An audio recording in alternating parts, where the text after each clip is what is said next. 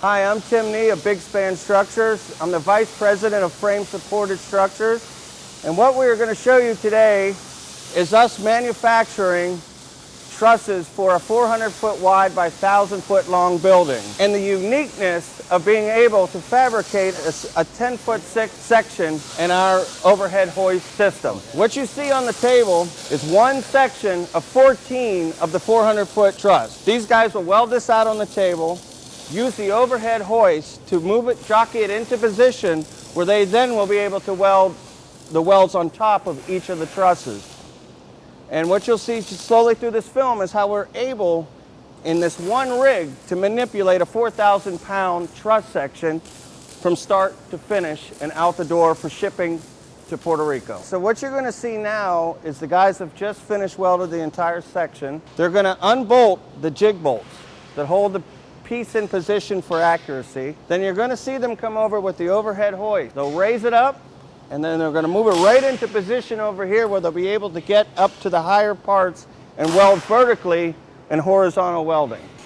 What you're seeing now are the guys that are about to cut one of the cords to an exact length. Each of these pieces have to be within 1/16 of an inch tolerance. So what Will is doing here is getting about a 1/16 off of this cord so it fits in his jig. What you're seeing now is the guys are rolling in the new raw cut tubing to reset for another truss section, while the other guys have the last truss positioned in the vertical position so they can do all the overhead horizontal welding. Now that we have the top and bottom cords in place in the jig, we'll go outside, we bring our webbing in, which is the pipe diagonals, place them in the jig in the proper location and tack them in place.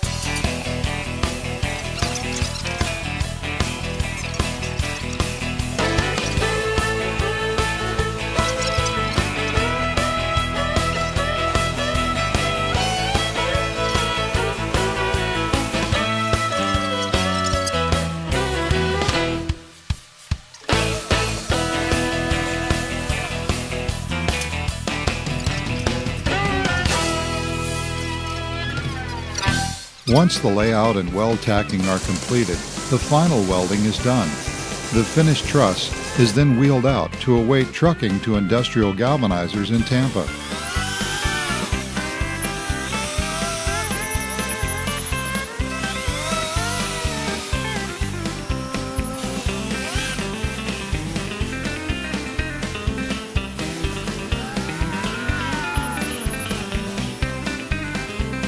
One of the main purposes of showing this video is to show that within the makeup of this jig and overhead crane system is the fact that we can quickly make so many of these sections in a small area and move them out, and when they get in the field, all of a sudden you have a much bigger building than we're even standing in. The next stop before shipping to Puerto Rico is Industrial Galvanizers in Tampa for the truss's final protective coating.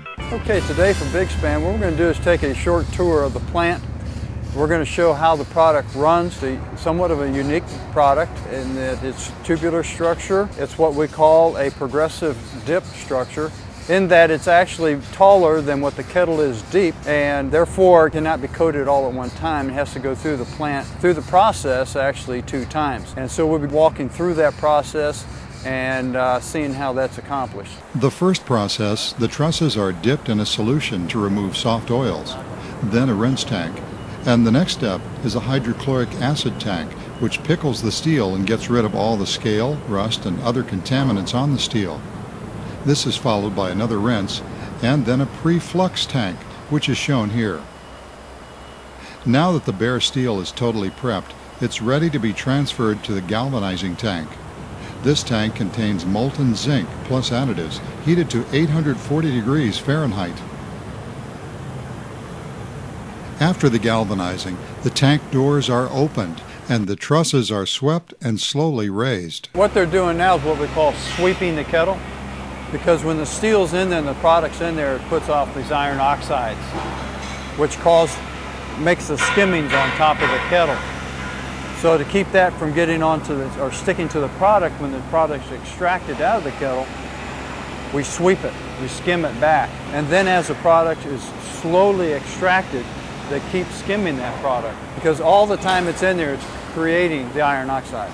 All metals corrode, but zinc is at a much slower rate, and also zinc is sacrificial. It has what they call cathodic properties. And what that means is if you have a bare spot, the zinc will sacrifice itself from around that bare spot to protect that bare spot, which is really what sets this, the zinc hot dip galvanizing process and coating, apart from other coating processes. If you know, if you scratch paint, moisture gets in behind the paint and begins to bubble up, and the paint will start coming off and continue to rust behind the paint. Zinc is a metallurgical bond to the steel. That's why the kettle is at 845 degrees. The product has to sit in the kettle long enough to get up to that kettle temperature. When that happens, then you have the metallurgical bond between the zinc and the base steel. And because of that, you could scratch the zinc, and if you happen to go all the way through the zinc into the bare metal out in the field, it's not going to rust. This will be the first of the two dips. It comes out slow so that the zinc can drain out and also drain off. And that's the reason why everything's extracted at a very slow rate. Once the trusses are raised out of the 840 degree zinc coating tank, they're then wheeled out front for a cooling down to 790 degrees. That's the temperature that zinc solidifies. Zinc solidifies at 790. So it's already cooled enough that the zinc has solidified, and you can lay it right down on the concrete and it doesn't affect the coating. Since the huge trusses are too big for the tank, they're then flipped over and wheeled back through the plant for a second dip. What it will do is go back all the way back through the system into the processing tanks, because you see how the bottom has already begun to rust, so it'll go back into the acid again to pickle that side of the steel again. It won't take very long because it's already been pickled once. That's just a flash rust on it. So that'll pickle off, it'll rinse, back to the preflux, and then back through the kettle.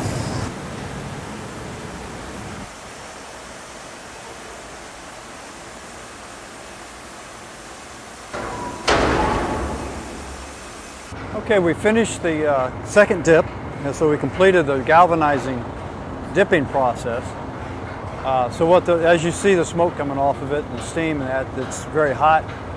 So what they'll do is they'll come out, they'll lay it down on the apron, they'll let it cool, and then they'll come in and pick it up and take it into what we call the dressing area or the finishing area, where they'll file any drips or dags or anything that are on it. The overlap line, they'll dress that up, and then it'll go in the storage yard awaiting the truck that will come in. Then we'll load the truck out, and it'll be on its way to Puerto Rico. These truss sections and the entire building are designed to meet the Metro-Dade Miami Hurricane Code wind requirement. When this building is in place, it's going to be in the mountaintops of Cayey, Puerto Rico, which will be highly exposed to wind. Our fabric roof is literally almost 10 acres of fabric shaped almost like a wing. So our engineering and these trusses have to resist that. So it's so critical that these guys weld exactly to the right AWS code.